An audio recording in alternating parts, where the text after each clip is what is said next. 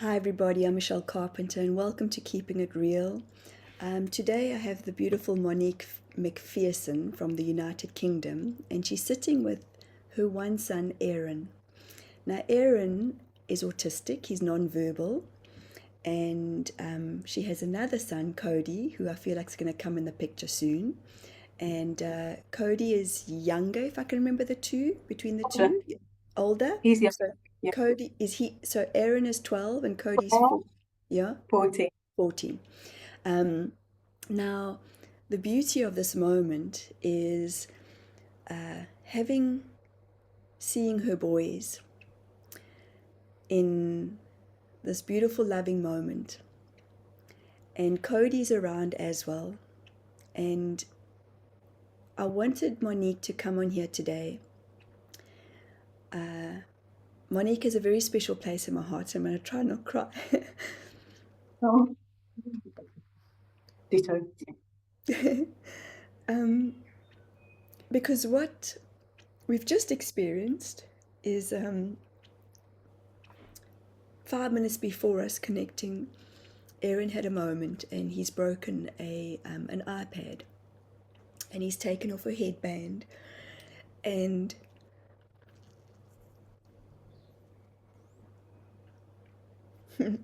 I have no idea why I'm so emotional right now, but it's like they're pointing a finger at me, like my nose, because I speak to them telepathically, which I did not know that I could do this.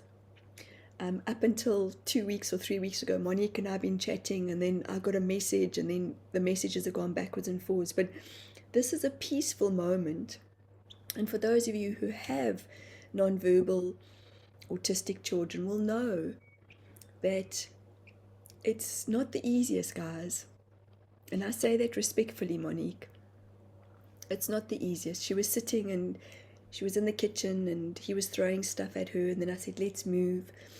And they just love. They love wholeheartedly, but they can change quite quickly. So I apologize for that introduction. That wasn't my finest moment.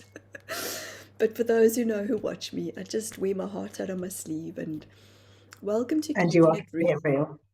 Yeah, and we're Yeah. keeping it real. So Monique was sharing with me quite a lot about what she's gone through in this year. Show us the other side. What happens? What explain to us having two autistic boys? The oldest is Down syndrome, and he's going to come into the picture. He's there. Hi, Cody.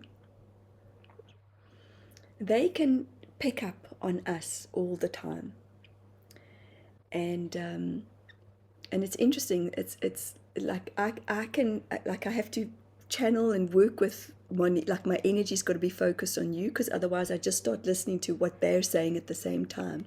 Hi, Cody. Hi. There we go. He's gonna sit. There we go. And they're very, very, very in tune. But what I wanted to do was bring Monique on here today to share openly what it's like in the day of Monique McPherson and having two autistic boys. And we wanted to raise funds for Monique. I wanted to raise funds. And I asked Monique to put a GoFundMe together so that we could help this beautiful, intelligent, incredibly strong woman who has had a very big journey in this lifetime. And her boys are super intelligent, super, super intelligent, and Monique can share a bit of the experiences with us. So we're just going to go backwards and forwards. And if I need to talk, I'll talk. Okay. Yeah. Oh, Hi, okay. Cody. Hi. So, Yes. April of last year, um, I was in a Facebook group. A dear friend dropped a recording into the Facebook group, and it was an interview between Del Bigtree and JB Handley and his son Jamie Handley, and basically was saying how his son was an autistic non-speaker. And I know non-verbal is the most common word, but I've learned the community themselves, the fluent ones, prefer the word non-speaker, and I've taken that on. So he's an autistic non-speaker or non-verbal. And even his dad didn't know that he was in there, so to speak, that didn't know of his intelligence until another mum, an autism mums trust other autism mums, said, look at the words my son's saying this, my son's saying that, sending him all this text. And he basically said that he couldn't believe it because her son was like his son, you know. But she basically spoken about getting to communicate, and it's called F2B. And he took his son for some sessions, and he sat there and he recorded it as well. He recorded his son learning, you know, being taught to point to letters, till he got to the point where he was so accurate he could communicate. And that's when he realised he'd done a perfectly intelligent young man. So obviously my jaw dropped to the floor because it made he's talking to me. I'm trying so hard to focus on you, but he's talking to me.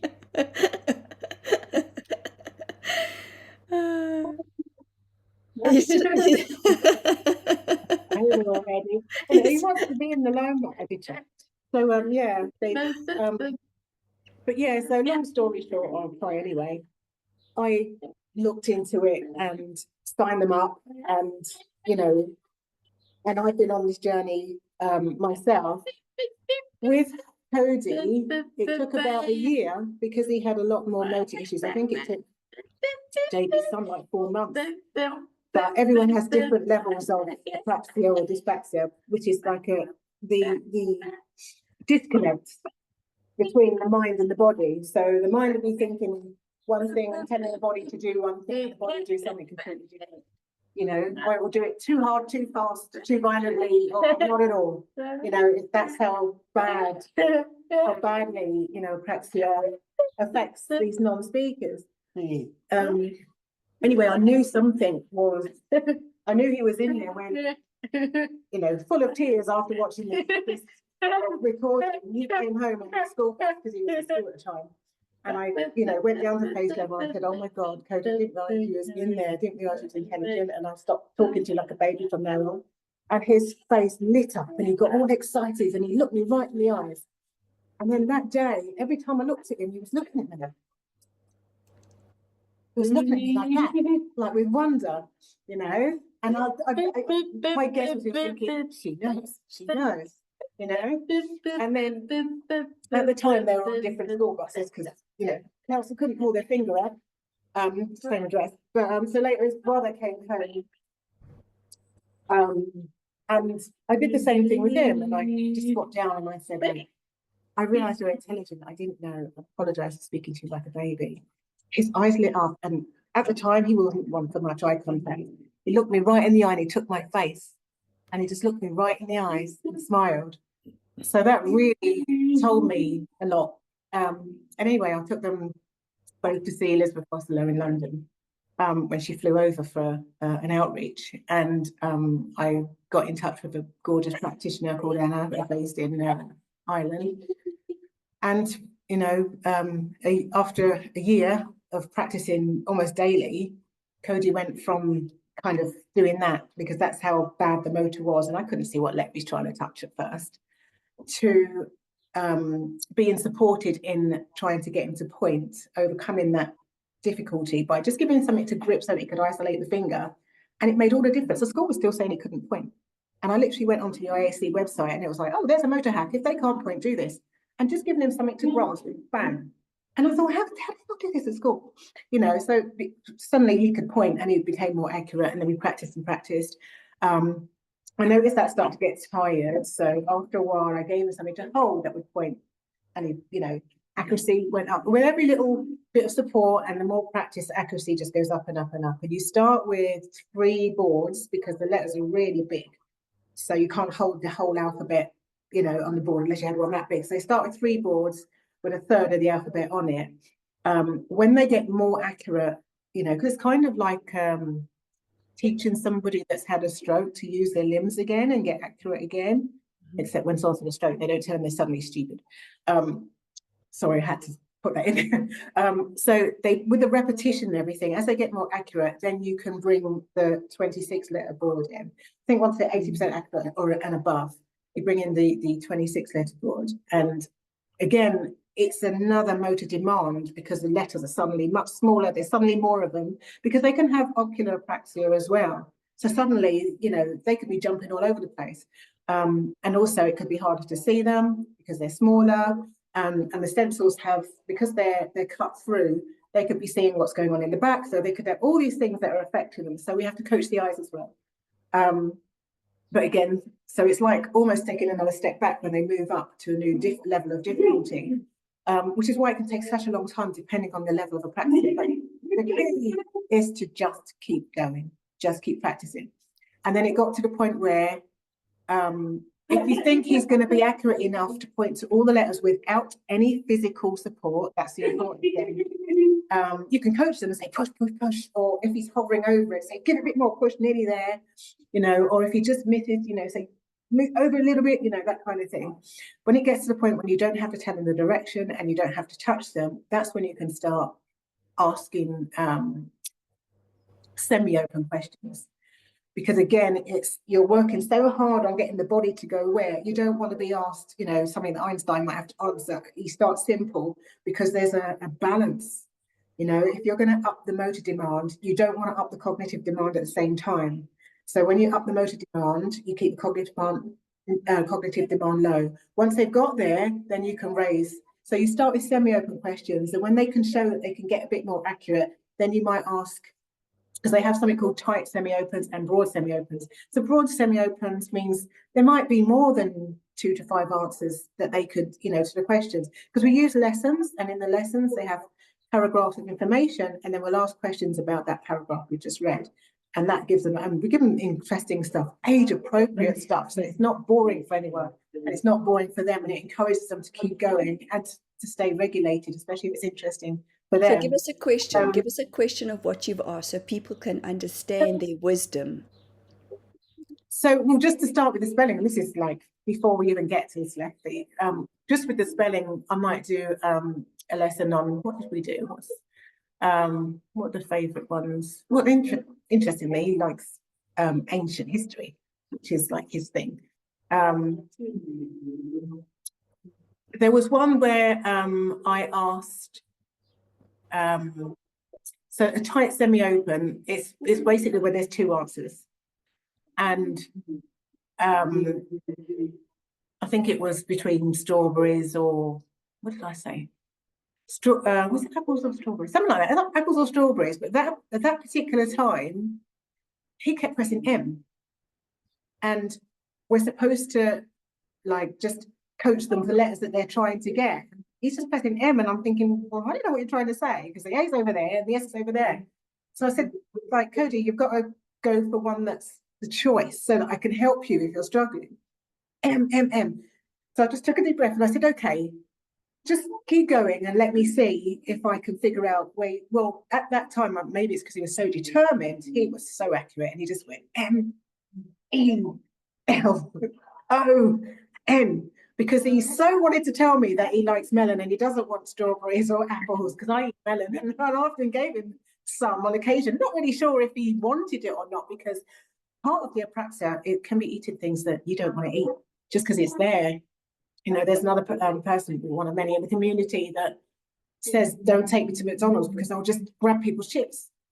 It's something they can't control sometimes. Yes. And that's what a lot of people don't understand. It's not a choice. It's not naughty. It's cannot help it. It's compulsion. Yes. But it looks so different on the outside, and people make a judgment and think it must be this, it must be that, because it looks, why would they do that? That's what they think. Yes. You know, one of the things that Jamie said, just to digress slightly, when he was fluent, is that there was a day when his dad came to take him swimming, and he loved it. He loved swimming. But that particular day, his dad came to take him swimming. He turned around and he just went straight back to his room. And they thought, oh, he didn't want to go. And he spelt later on he wanted to go swimming so bad. You know, he wanted to go, but his stupid body took him off in the wrong direction, gave them the completely wrong impression, and he missed out. Mm. You know, and that's what happens to these kids all the time, because until they get fluent. And you'd be surprised how many say, don't listen to my body, don't listen to my body. You know, I can give you another example of a gorgeous guy who has Downs like my son. And his apraxia, I think he was going to a prom, and his mum had got him a limousine to go to the prom.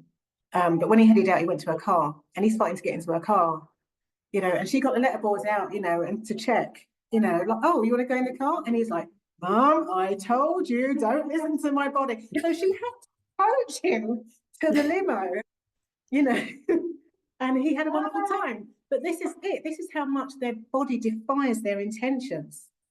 You know, I can't stress enough how much it does. And because of that, you know, I get them so underestimated, so misunderstood, so babied, because Well, people are going by what it looks like. I love how you said that, because while you were talking and Cody was sitting on your lap, obviously it's hard. It's hard to try and focus in on what Monique's saying, you know. And when we arrange this, I said to you, if the boys, they will decide if they're going to be around or not. And they do, don't they? I mean, every single time, like they've guided us, they've shown us. Um, but while you were talking and he was rocking and he was smiling, he was actually telling me that I'm beautiful. It was, I was like, thank you. And then, and that's why we were laughing. I mean, I don't know if people will be able to see it, but I was smiling because I'm like, and I'm trying to tell that part of myself, concentrate on what she's saying, but I was just so focused on him. And then I said to him, can you give mum a moment?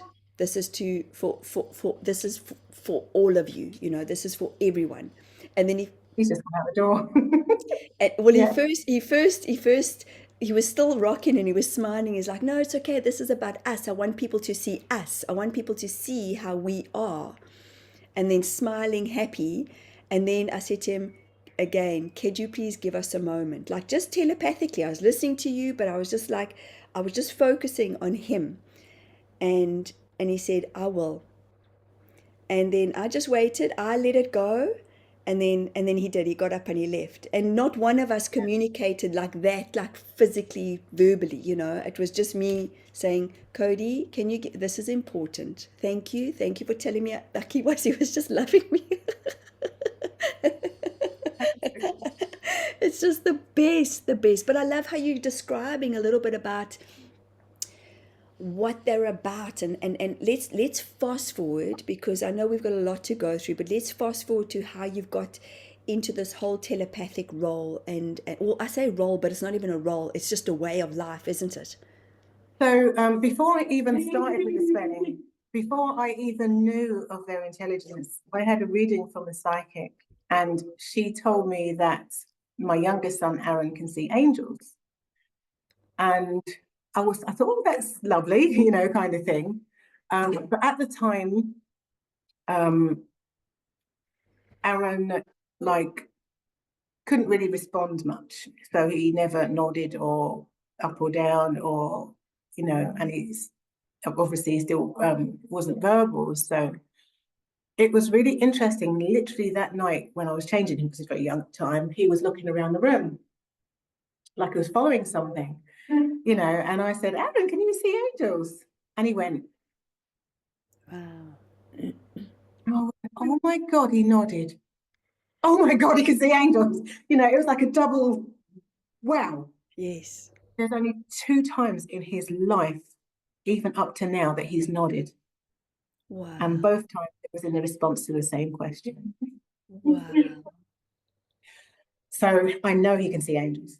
So that led me up to when Cody was the first to break through and become, and I'll say semi-fluent, because sometimes the arm will get tired, and you know, and I have to kind of give him a break, or I did have to check his eyes, which did need different glasses, because I noticed he would struggle with that I, the one skinniest letter on the board, and J, you know, and I had to put a paper behind to make the numbers pop out a bit, put some yellow paper.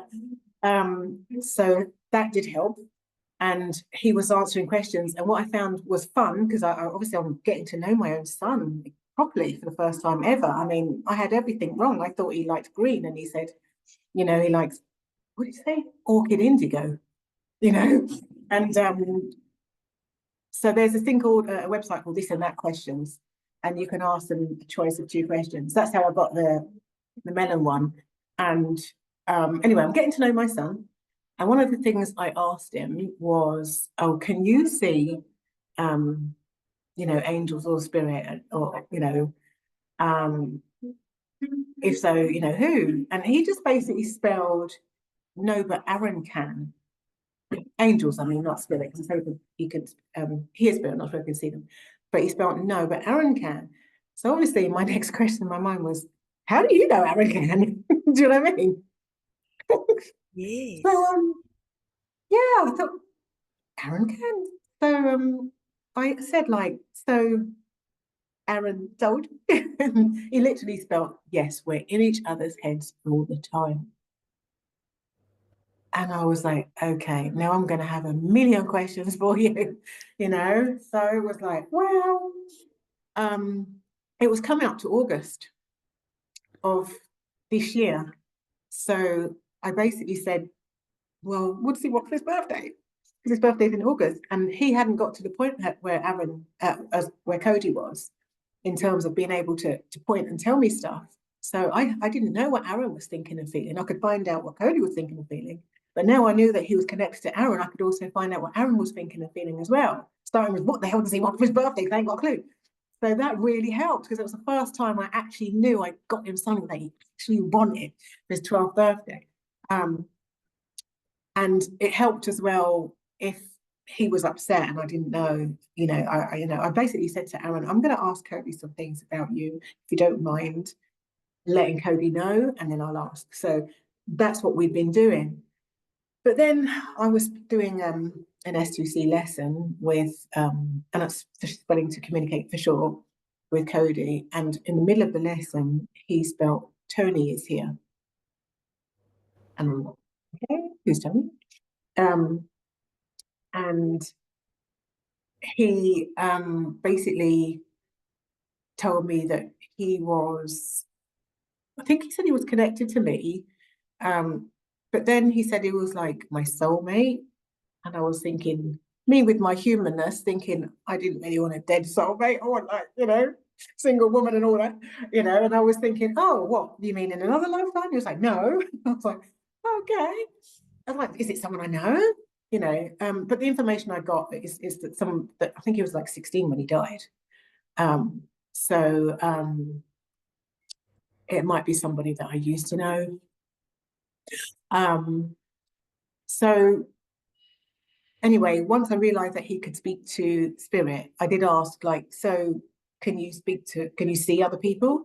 He spelt Dennis, and Dennis happens to be my mum's cousin, who died when she was young.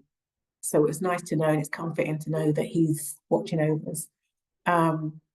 Now, I didn't want my son, you know how protective I am, okay? I didn't want my son to suddenly have a chore to have to please all the family and be a medium. So I asked the question, like, is this your thing now? I mean, is this what you're supposed to be doing with your life? Do you have any idea if it's your calling? And he basically spelled, I don't care to be a medium. So that's not going to be his role in the future. So I kind of didn't really ask anything else. But then there was one time when I was spelling with him, and I tried so hard to get a babysitter. I was trying so hard, because I went and trained to be an S2C practitioner, because I couldn't sleep at night after helping my boys out. I wanted to be able to reach out to other families as well. So I thought, okay, I'm going to train. This must be my calling. I'm supposed to be a practitioner, and it was grueling as hell, obviously. And I don't know if I've got time to explain the practitioner journey side of it, so I won't. But it did involve like a week-long internship. The day I came back from the internship, what did the day I came back? No, that was when the day I started it. You know, the house got smashed up because my son was dysregulated. So I was late for the very first Zoom meeting, and I was a bit off and on because I was dealing with my son's, because the internship started in September, which was when supposed to have gone back to school. So that was when I was dealing with all the dysregulation and all the trauma that my youngest son was going for. That happened to be when I decided to, well, I didn't know that was going to be the start date for the course. So of course it was a nightmare. But I did it. I got through it later than everybody else, obviously, but I did it. I'm glad to say that I can call myself an STC practitioner at the moment. So I'm thinking STC is the way to go.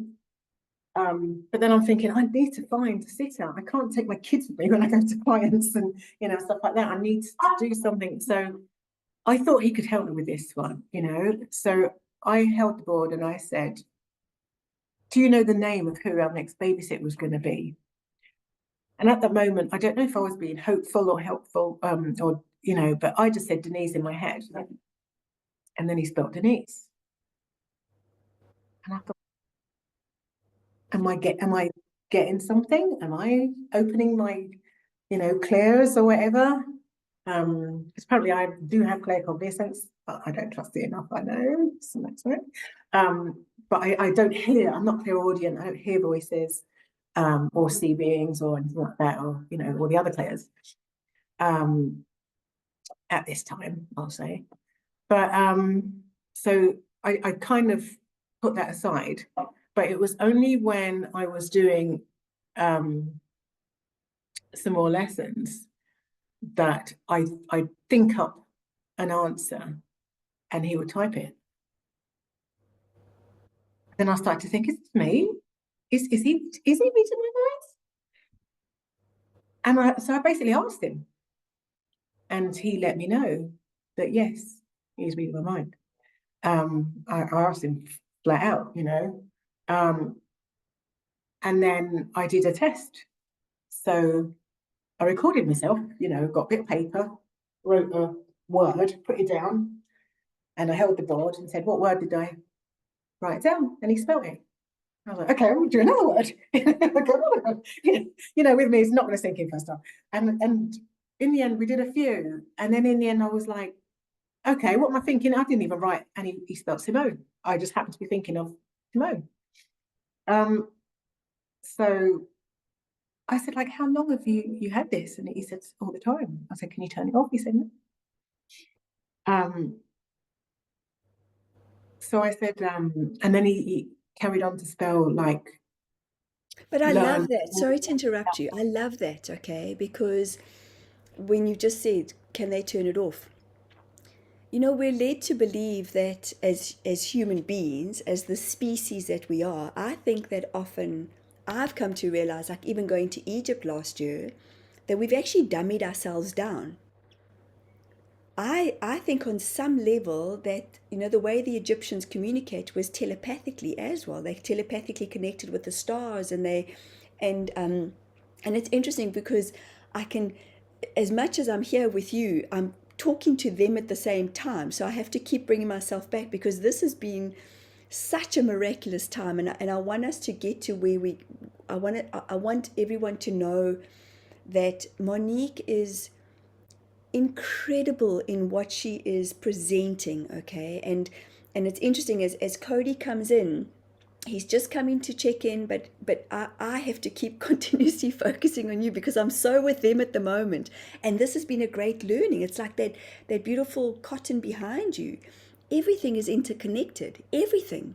Every weave is interconnected. And that's how I sense that autistic, Down syndrome, they're a part of nature. They're part of that way of being, and they just slipstreaming and they're guiding and they're guiding us. Which Yeah. is, I think, I'm fast forwarding, but that's what we've come to discover is that they're guiding us, both you and I. And I mean, Susie Miller's got a book, Awesomeism.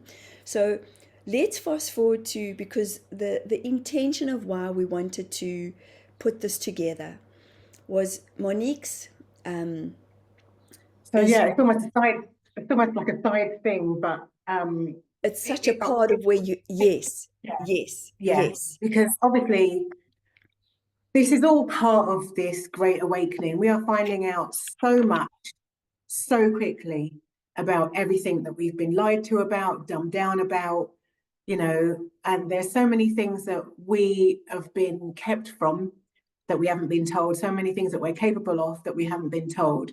We've got to try and relearn it all again. I heard Honey C. Golden say that it's like they're evolved and we're kind of catching up, yeah, and it should be, I don't know if it's by now or soon, that everybody will communicate in this way, and she gave an example which I thought was great. She said, you might be saying, oh, do you think so and so, you're sitting in a group, and do you think somebody that's not there, do you think they're going to come with us tonight?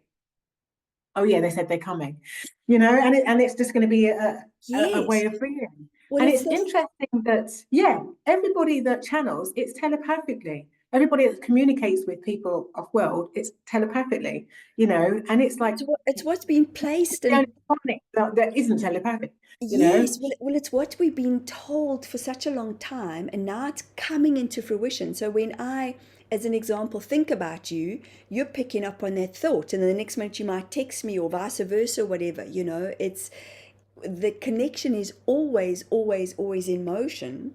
Um, Yeah, but we've just learned to look at a board because everything's there. It's like right in front of us, and this is where we've got to look, is right in front of us, or look into a book. And I think that that's what we we and it's interesting because, and sorry that I'm like diversifying, because Cody's going, show your unk, show your unk, show your unk, because I know he's like, he absolutely, both your boys are so, like, they're into, is it called Egyptology or something like that, when they like, they're right. uncovering so much.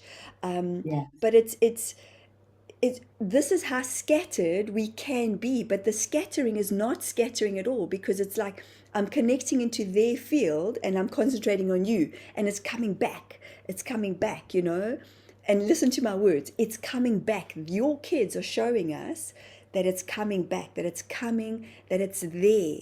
And I think between our voice messages, I was privileged enough to work with a Down syndrome woman about 4 years ago.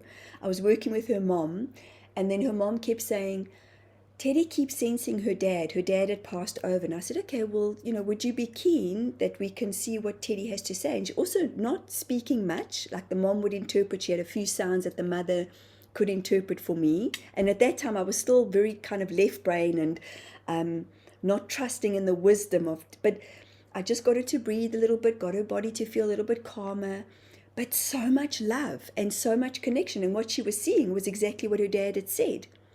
Her dad was right there. It's like, again, we're taught here and we're taught here. So we're not taught there, which is what's coming into fruition. We're taught that we're so much more expansive than you and me sitting here. So that's what's so fascinating, because he's telling me now he's going to come in again because he wants people to see what you go through on a daily basis. That this isn't an easy journey for parents like yourself. yeah. You have to adapt. You have to adapt physically a lot because you can't fill your house with breakables. You can't fill your house with small things that can be chewed. You've got to try and like it's some things need to be washable. You need to have spares and things like that. Accidents will happen. You've got to forget about the looks you might get when you go out and all that. After a while, you don't care.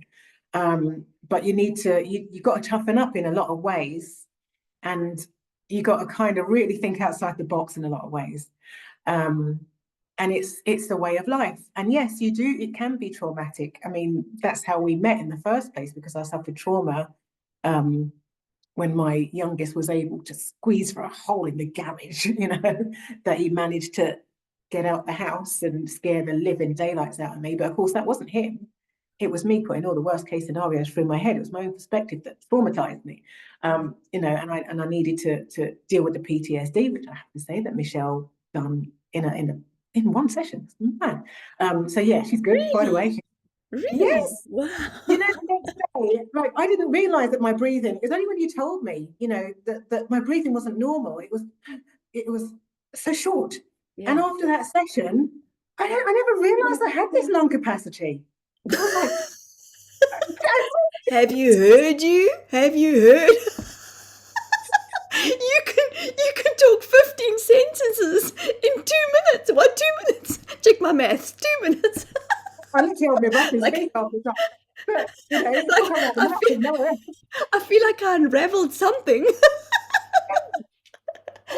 But I mean, before that session, I literally was talking to a neighbour, and I had my daughter still living here at the time, so she was watching the boys, and I'd literally just crossed the road because somebody said, "Come and pick up something for your daughter." So it's literally across the road and two doors. I knew he was safe, and I checked the door before I went. But while I was standing there talking to her, she asked me, what happened the other day, and I was telling her, and then panic went, and I was like, "Okay, I've got to get home," and I literally ran home and ran upstairs and checked the doors, and I thought, this is not normal. And then I was literally told I had PTSD. So, and then you were out there at the time, and the universe has put us together. And I'm so, so, so grateful because little did we know what it was going to lead to, or the synchronicities that come into now. But Yeah. again, it's a bit by the by, but just to introduce everybody to who we are. Um, so, again, part of the awakening was learning that the corporations, the biggest ones, the not small businesses, the massive mega corporations don't seem to have our best interests at heart anymore, if they did ever. And a lot of things that we're being fed are bad for us, a lot of things that we're being told are bad for us, a lot of things that we think are true are not. And it's almost everything. And I learned um, that a lot of where we're spending our money isn't necessarily going back onto our roads or back to, um, for the services. We think it all goes to the services, our local council, we pay the money, this goes to this bit, this goes to this bit. But I learned that some of it goes to other countries, quite a lot of it actually. Some of it goes towards arms. But when I learned that, I thought, I don't want any money that I spend going towards killing people. After I learned that, I couldn't keep doing it.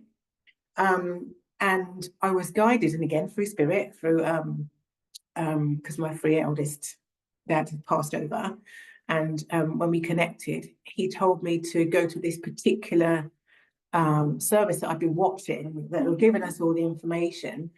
There's loads and loads and loads of others, even on TikTok, from different places all over the world. But this particular one that was telling the truths about, where our money's going and the how commerce works.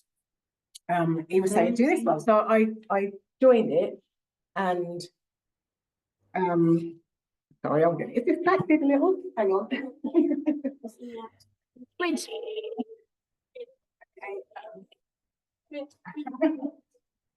Please. She's saying like, don't rabbit too much.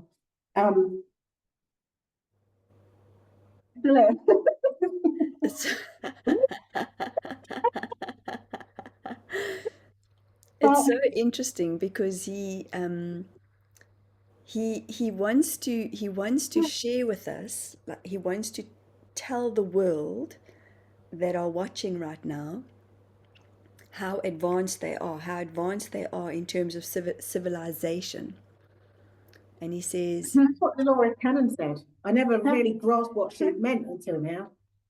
ah, that's interesting. Wow, I did not Yeah, I know watched a that. video years ago, and she was saying like the autistic kids, they're the ones, they're teaching you, yeah, Yeah. that you. How did she put it? Do you know? I tried to find that video again because I thought, oh my word, you know. So he's But got a few basically, things that he they're wants here to. So he's got a for few us. things that, yeah. Well, it's interesting. He says, "Do you see how you and I like, like sometimes they can be very pixelated in the way they deliver messages. Like it's kind of that, sorry. And he's saying to me, he wants to be correct in the way he's saying that the way we receive the information is, They're Yeah. very clear. They're very clear. They are very clear. Like he's saying to me right now, he's talking with his third eye and he's saying to me, I'm receiving the messages and the messages are going like it's kind of like they're dropping in. He's showing me like, see, Michelle, I want people to notice, he says, and people are going to be cynical. He says, but those in the know are in the know. Those that Those are who are in the meant to know, see it will see it. Those are, absolutely. And it's the I think those that knowing. it will drop in, I think, for others later, because some things dropped in for me later. Like, for instance, years ago, before this all started, I was buying a car because, my other one had got trashed, unfortunately, by my son when I was giving him a driving lesson. Both of our fault. So, yeah, let's not go into that. But I remember looking at this one and thinking, I've got this little bit here, I've got this little bit on the credit card. I need to find somebody that will take part cash, part credit card. It was very hard, and I was looking and looking and looking and looking on eBay, and both Cody and Aaron were in the room at the time. Before any of this spelling or anything started, they were in the room at the time. And I remember saying, oh, this is like a new listing. Let me just give this one a call. At that moment, the both of them got up, went out the door and shut the door. They'd never done that. They'd never even shut the door before. And I remember looking up and thinking, that was weird. I was wondering if some guide or, was guiding them out. Now I realise they heard everything I said. They knew that was the car I was going to get, and they thought, do you know what I mean? I do, because he's telling me that there's no time and space. There's no time and space. And he says, and this is what they want to bring in for humanity, is for us to realize that there is no time, ever, ever, ever, ever. And that our thoughts are being tweaked. Our thoughts are being tweaked. So he's also connecting with me and he says, Mum, I hope you don't mind, but I'm your shadow. I'm your shadow. And he says that he's very consciously aware about protecting you as much as you protect them. So he says the loophole that you're going down, and he's showing me this right now, the loophole that you're going down is a loophole where it's like you bringing in people, and people, it's like you're going to win people over, yet at the same time people are going to be like, really, really. So that's what he's showing me right now. And he's just saying, go straight to what it is that we want. Straight, he says, I've been very clear about saying things and addressing things. He says, go straight to what it is that we want. He says, and then I'll let you both be. Okay, so my situation now is, because I went through the process where you basically change your status. So you change from being the debtor, in commerce, to creditor. And once you go through that, it's basically filing paperwork with the IRS. So and I found a company that was facilitating it for me. And before anyone says they conned me out of my money, because I didn't have any money, they agreed for me to do it. And then when I get money, pay them out of it. So to me, that's how do you work that out as a con, because it hasn't cost me anything. The only reason they're doing it for me is because I was with them when they first discovered this method and changed what they were doing. So anyway, shortly before it went through, I got a random letter written to me personally from a registrar telling me that, oh no, registrars just register births and deaths and that's it. And I thought, why has a random registrar that I don't know from Adam, that doesn't know me from Adam, write to me personally to tell me I'm barking up the wrong tree? Doesn't make any sense. So I thought, I bet I am barking up the right tree. Shortly after that, I got official paperwork from the IRS to say that my status has changed. And it said on there, Monique McPherson, trust, in capital letters. And then it said, creditor's name, Monique McPherson, in lowercase. Just the M to B and the rest is lowercase. And no, and it's the only official piece of paper I've ever seen that doesn't have either Miss, Mrs. or Ms at the beginning or my name in capitals anywhere. Because it was actually referring to me for the first time ever. You know, me, not this piece of paper, the dead corporation. You know? Because you can't trade in commerce with a person. You can trade company to company, corporation to corporation. So that's what our certificates are, you know, and being used in commerce. So it's like there's two of us, you know, the real living person and the dead entity kind of thing. The paperwork basically says you're not dead, you're here, you're claiming your trust, you know, because you know, like if somebody's dead, everything they own goes to the state. Basically, it belongs to the state unless you claim it. That's basically what the paperwork was that went to the IRS. So it was like, okay, that filing's done, and I got paperwork, which I still have, to confirm it. Now the IRS wouldn't send me that if it weren't true and they didn't have to do it. You know, so that proved it, that this thing is real.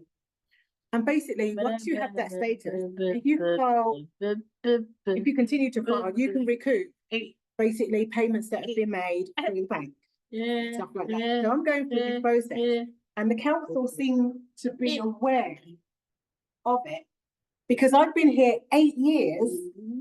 And by the way, no, I haven't been able to access it yet because we're getting a lot of pushback from them, obviously. Oh, you know, questionnaires, what's going on here? Fill this in. Well, you got to fill this in. You got to file this one, or we're closed for the holidays or whatever. So at the moment, I've not benefited financially at all from it. But during that time, sorry, during that time, you know, even after 8 years, no problems, the council suddenly wrote to me saying, oh, register with us and you can keep an eye on your benefits better and everything like that. And I said, hang on, I've been here 8 years. Why are you asking me to register? But what I learned is if you register, you're giving up the status. So you're going back to square one. So I thought, okay, they must have been aware of that. So I ignored it. And then shortly after, I got another one saying, can you prove that your daughter is on what do you call it, on PIP? Because my middle daughter is also autistic. And so yeah, so I basically just forwarded, and my eldest daughter as well. Anyway, I forwarded the paperwork because I didn't have to contract with them to do that information. So then they wrote to me again saying, send me all your personal details, all your bank accounts and everything. Just hold on. He's got something to say. Sorry, he's just got something to say.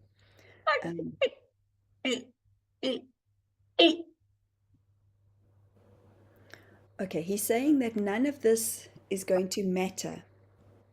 Okay, not only with you, but for the world, none of this is going to matter. And he says that I'm going to cut it even shorter. Yeah. He says that yeah, he's saying, Mum, none of this is going to matter. He says, I thought people would want to know why I'm in this situation, because wouldn't they say, well, why doesn't she just go to the ombudsman? Why doesn't she go to Citizen Advice Bureau? What, you know, it's because I'm not in a position to do that because of the status. It would just throw away everything that I've been doing. So I'd lose out more in the long run. And at the end of the day, I'd rather be free, properly free, not think I'm free and still be a debt slave. Do you know what I mean? I do, but I don't, because I'm not in your position. So it's like it's thinking about the and I hope you don't mind me saying that, because I don't, because I'm not in your position, you know. It's something that it's a choice that a person's taken on. Like I sometimes sit here and I go, when you're mentioning your other two daughters, which I forgot that they were also autistic, I was like, my heart and my head were going, what does the soul choose to have all that you have chosen? Like how, like there is no why behind I'll be it. asking myself when I'm dead, I'll tell you that for sure. It's I'm sure I'll understand by then. like seriously, like how do we, what are the choosings? I mean, even if, I mean, I know you've done hypnosis and past life regression work and that, in my Yeah. understanding, is that right? So what is the, I know I'm going down a spiritual aspect, and I know that you're giving us the pragmatic advice and where you're at, the black and white, which I appreciate. But have you ever had that, like, ah, this is why I've chosen this journey in this lifetime? No, I do remember. I would like actually probably I probably should have more sessions, but I did have a session once, and I told myself that it's basically for soul growth. I'd chosen to suffer at the hands of men, so unsuccessful relationships and whatnot, karmic relationships and everything. Um, so yeah, but my soul's purpose, I didn't really know what it was. So when I trained as a in lockdown, and I thought, how am I going to earn money in lockdown? I trained online, like as an RTP therapy, a hypnotherapist. Um, but I only did about 50 sessions, and no You matter what only I did did, about it was 50 sessions. uh, She only just did about 50 sessions. I mean, that's a huge amount, considering you have such a full life. practice and the word of mouth and my mum and friends and family and mates rates. It wasn't Jeez. something that I was gonna make as a business. It just wasn't working. Even when I tried to, it just wasn't working. And it was only when this happened that I realized that it was a stepping stone. So a lot of people can train to be like a CRP, which is a communication and regulation partner. So if you've got somebody like in your family that you want to, learn, train to spell, you can train as a CRP. But to train as a practitioner, which is somebody that can train CRPs and have it as a business, you have to have some kind of clinical background or have worked with people already. So if I wasn't an RTT hypnotherapist, I wouldn't have had the option of being an S2C practitioner. So then I realized, okay, so it's a stepping stone. But now I am still starting to question whether um, it is my path as an S2C practitioner now, simply because if I hadn't have gone this path, I wouldn't have got Cody to the point of literally telling me of his telepathy and of his abilities and that. How Yeah, would I have found out?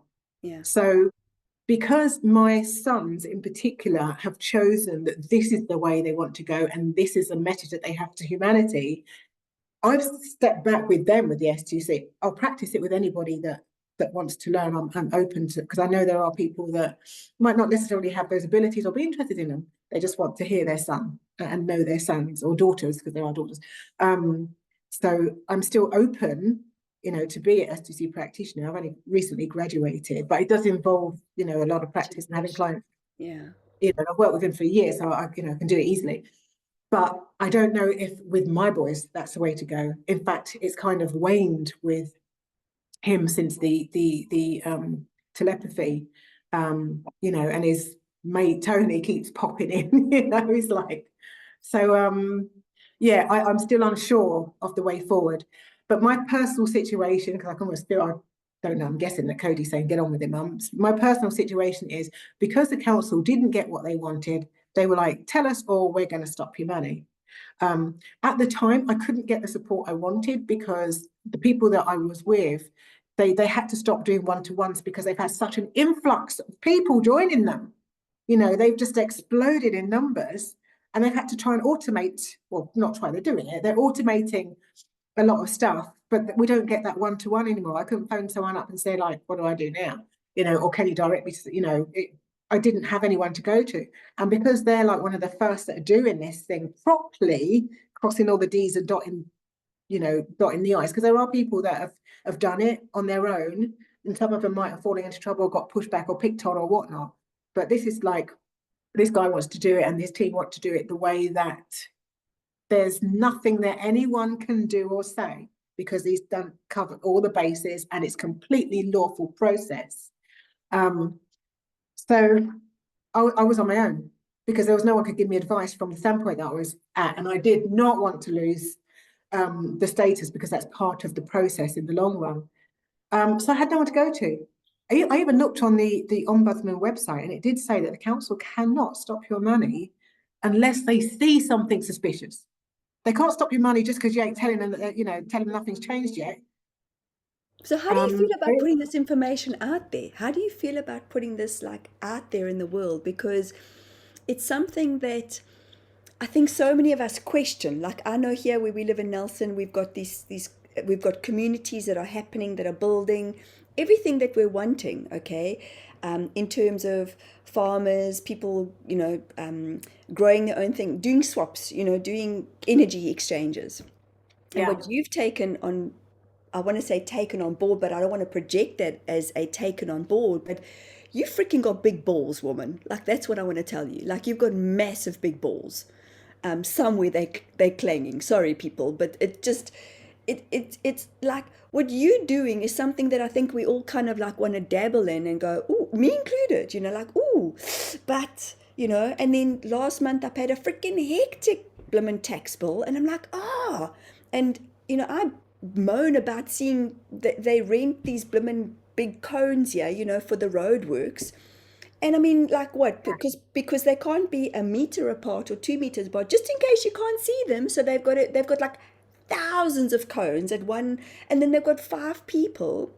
Sorry, I'm having a bit of a bitch, but like, like we had a water meter fixed outside. They first tried to make it our problem, even though it's in the council's road and it's plastic. We've had trucks come up and down. We have the garbage trucks coming up and down. And my husband took a photo. They had to close the road for the day, and they had 4 people standing around one water meter, like for hours and hours. Now that's where I get the shits when I'm paying this massive amount of tax. And New Zealand is known to be one of the highest taxes in the world. So I know I'm putting the myself out there. tax was optional. Pardon? Tax is optional. I'm learning that. I'm learning, but you see, that's part of. And okay, so we're going down a wormhole. Let's get to what we're wanting, because I want to Yeah. bring it back. In terms of. I know, Monique, stop scratching now. Just stop it. 'Cause Sorry, I've got a pimple. I've got a pimple. I feel like we're both like, find your voices, find your voices. And funny Sorry. enough, no, it's okay. But, This yeah, well, morning, I'll say this one more thing, and then I'll just put my plea out. The last thing that really confirmed it to me is like I literally using my free person's name that was on that piece of paper that came from the IRS, which was all lowercase and in the colons and everything. I don't fully understand the colons, but it's basically saying that you're not part of their game anymore. And I wrote to them with that name saying that I'm representing this straw man name, and I'm no longer a part of, I told them about my process and said that, I've got this status now. And they literally wrote back saying, we will update our records. They didn't say, what a load of BS, what are you talking about? That confirmed it to me. They said, we'll update our records, but we'll still send you a bill for this last. And I thought, you literally confirming this, yeah, they literally confirmed it, yeah, that they'll update their records. yeah. So yeah, but then they said, we're still going to bill you. So they billed me for, I think, just a smaller amount, I don't know how they worked that out. So they took some off and then still sent me a threatening letter. So I knew that I was in the right. I knew that I was in the right. This is information. And this is not about me. I've got bedhead. Look, this is not about me leaving other people to it. This is something that everybody should be aware of. This is something that is how commerce should have worked from day one. In the early How 30s the or when, systems are supposed they to work for us. The systems are meant to work for absolutely. us. Yeah, Yes. it's literally just a big secret that this guy's uncovered. And he's one of many, but he's got big balls too, and he's got his head right above the parapet because he ain't just doing it for himself, because he wants a community and he's trying to free the slaves, so to speak. So he's getting so much shit. So yeah, it's but of course it's not sticking, which says something as well. But because of the situation I'm in, because I couldn't get the support, and I didn't know where to go, and the council stopped my money. I'm in a private rental. I've got absolutely nothing against the person that owns this house. In fact, when he advertised the house, he said no kids. And the estate agent suggested I write to him and say, like, I'm not going to have to adapt to everything, just write to him. And I wrote to him and he said, okay. So I'm grateful. You know, he isn't he isn't in the situation that I'm in. He doesn't see from through my eyes. He didn't have the experiences that I had. He didn't get guidance from spirit, you know, so he's not going to understand any of this. So of course he can't just sit there and wait for things to work out, you know. And so he said, I don't want to do that. You know, the estate agent said, we don't want to do this, but we have to, you know. So they basically serve notice. And Where you so at? Because November, basically, to either get the money on time or get out. But the thing is, the IRS closed from November to January. So I don't see it happening on time, you know. My filing went through at the end of September, and I think it takes up to 2 months, you know, 45 to 60 days. So it's like, well, is let's it going hope to it happen? can. It's going to happen Well, this year? okay, So I'm but kind of I'm stuck. okay. So, and it's interesting because I've been hearing that word a lot in the last week to 2 weeks. And when we had our council, you're stuck. Yes, I've had the Council of Eight had shared, because we had the community this morning, and they had shared something about like we don't feel stuck, but as humanity, we're holding our breaths at the moment. Like you would be holding your breath because you know that there's a timeline. That's it. You know there's a Yeah, timeline. Okay. yeah,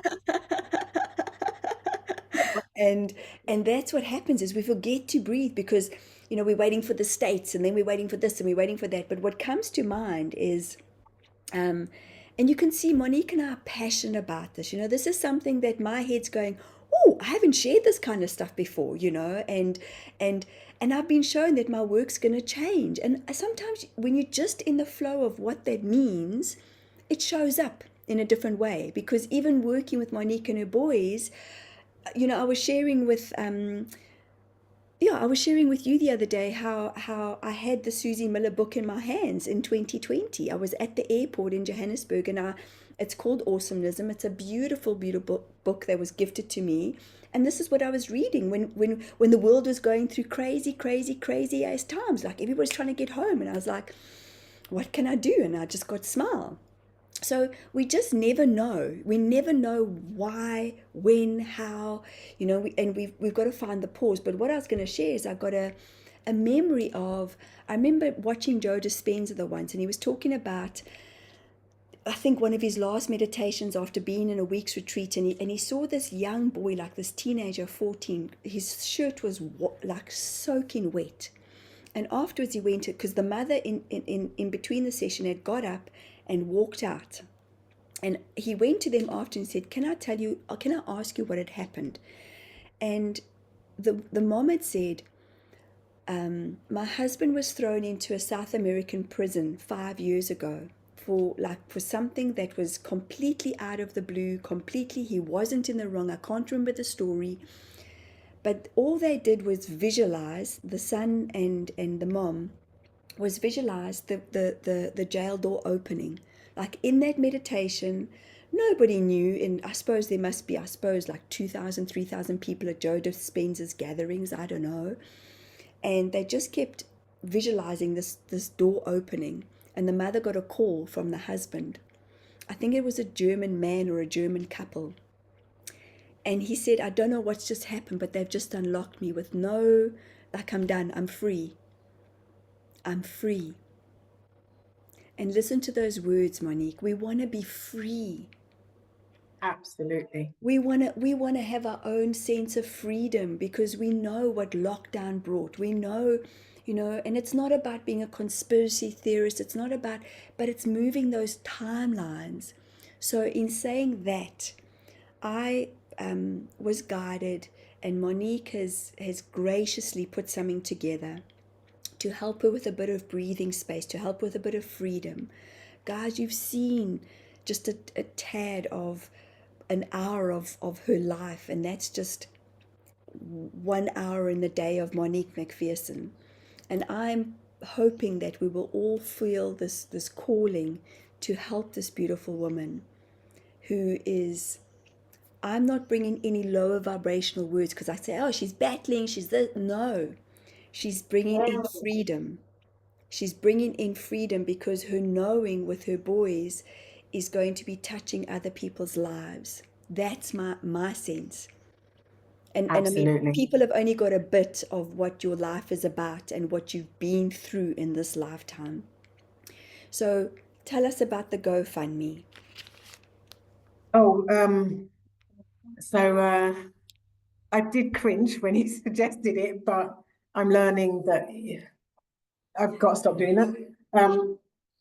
And I got confirmation from my boys as well. So I'm doing it because I know that I believe the right people see it, and I am in service to humanity, and I will find a way to give back. In fact, I already do have planned. Don't know how yet, but I know there's a bigger picture, and I know it will work out because I believe it. But I want to create a place for the non-speaking community, especially the telepaths, to have a place of safety. And I'm not saying that from a fear point. I don't expect Men in Black to turn up and whisk our kids off. Do you know what I mean? But a place where the families can gather and we can be together, and I feel that that's the way to go. So that's what I believe is my new role. I will still do S2C to anybody that contacts me, but I feel that I'm a mum first, and this is so big, and it's bigger than us, and we can't afford to be scared anymore. He's just You holding know, space for us, by the way. He's just holding space for us. Oh, man. so yeah, there's a book I think called "Feel the Fear and Do It Anyway," and we got to. If there was ever a time for us to stand up for ourselves, it's now.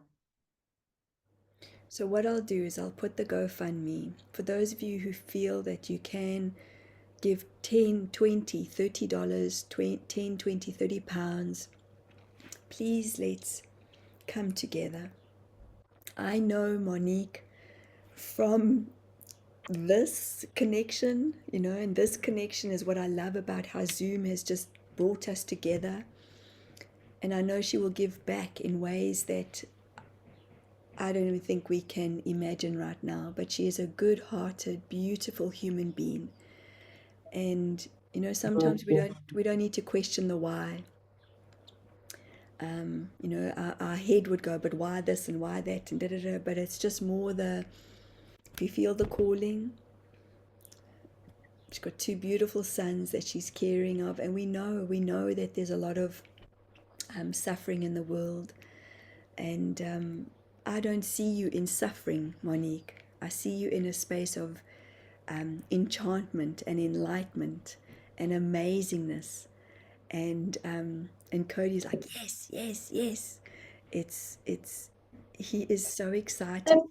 Thank you. Yes.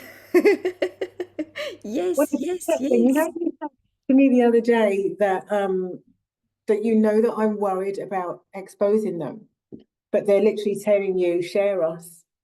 I was in a Zoom meeting with other families like us, and in the meeting were autistic non-speakers that were also telepaths, and they gave me a message, and it said, "Your kids are saying, Mum, please share us." Exactly the same Wow. thing you said. So Really? Wow. it was And like is conversation, just to what, be brave and do it. They want the world to know that this is just the outside, and there's nothing, it's absolutely nothing to do with who they are. yeah, yeah. They are so intelligent, they are so enlightened, they're so gifted. They're shocking me. It's you know, it's still taken me a while to wrap my head around some I know things. he's You kind of know, like, if he could click his fingers right now, he's like, yep, yep, yep, yep. We're coming, like we, you and me, are coming to the party. Yes, Cody, that's it. I would urge anyone to go to what's it called the telepathy the telepathytapes.com/listen. Hang on, Or say that even again. The telepathy tapes it's forward the slash. telepathytapes.com. You can go to the telepathytapes.com because then it will give you a whole choice of how you want to view or listen to the episodes. Or you could just go to telepathytapes.com/listen, and then it will have all the episodes on that page. And it gives you a taste of families around the world, just like, you know, just like ours. Oh God, you're getting big. Yeah. There we Yeah. go. So what I'm gonna do is Mind I'm blowing. gonna put up the GoFundMe. I'm gonna put up the link. The target is £23,100, and please, please, please, from my heart to all of you, may we support this beautiful human being with her beautiful boys. And his heart is just like, they're so interconnected, and and I'm grateful for this opportunity. So thank you, Monique. Thank you for sharing bits of your story. Thank you for sharing you. Yeah. And thank you, Cody. Thank you. My honor, my absolute honor. And he's saying, never forget who we are as the sovereign beings of light that we are. That's huge. That's huge. So thank you guys for being here and keeping it real. As you know, please like, subscribe, share. Let's share in this coming together of community, because every community makes a difference and every community lights us up in different ways. So I hope that this conversation has lit you up. Maybe lovely. He's kind of like, he's like, yep, yep, yep. Walk in the bathroom. Well, he's been And through it, you know. I mean, they've already been through hell and they come through shining. yeah, You know, very much I so. could, yeah, I couldn't imagine what it's like for these guys in the day to day, and they've come through shining, and you know, He it's says just like frustration, frustration, frustration. Like, if only you people knew, if only you knew what you're becoming to know. So yeah, thank I you, can, thank you, thank you, Monique. Thank you, Cody. I love you guys. And I'll put this thank out there you, and we send it to the world. And hopefully the world receives it with the openness and space of love that we thank should. you, Michelle. You are so welcome. Love you guys. Have a beautiful, Love beautiful you. evening. Love you. Sleep well, okay? I'll speak to you soon. Okay. Bye, everybody. Bye. Thank you for being here. Bye, everyone. Bye, Bye. Cody. Bye, Cody.